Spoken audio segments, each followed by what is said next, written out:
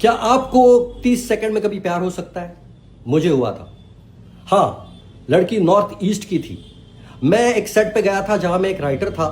Director ने कहा कि ये नॉर्थ ईस्ट से आई है और इसके लाइंस वो उसको हिंदी बोलने में थोड़ी तकलीफ थी, तो मैंने उसकी रिहर्सल ली और रिहर्सल के दौरान हमारी बातचीत हुई और लंच ब्रेक हो गया तो उसने कहा आप खाना खा लीजिए।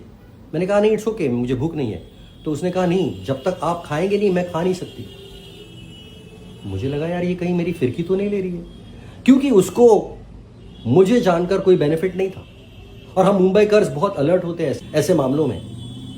मुझे जानकर उससे कोई फायदा नहीं होने वाला था क्योंकि मैं उस प्रोजेक्ट का डायरेक्टर नहीं था, मैं तो एक ऑर्डिनरी राइटर हूं। लेकिन जैसे मैं उससे जान गया तो मुझे ये पता चला कि वो लोग अतिथि देवो भव को प्रैक्टिस करते हैं। वो हर एक के साथ बहुत तमीज से बात करते हैं, बहुत रिस्पेक्ट दे के बात करते हैं। अगर आप नॉर्थ ईस्ट में जाएंगे और आप नॉर्थ इंडियन हैं तो आपकी वो इज्जत करेंगे।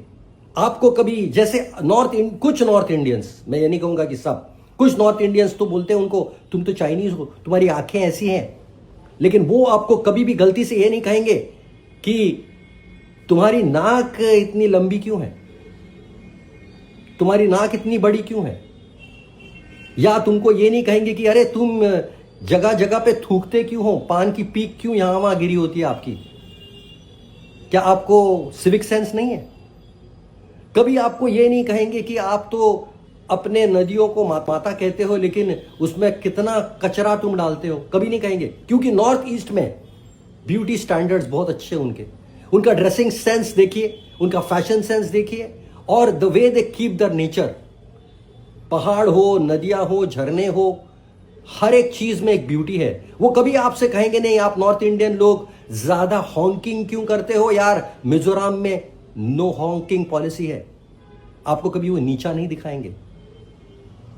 तो मुझे उस लड़की से प्यार हो गया। और अभी आप पूछेंगे लड़की से प्यार हो गया लेकिन फिर उस कहानी का एंड क्या था, तो मैं शायरी कहना चाहूंगा उस पर।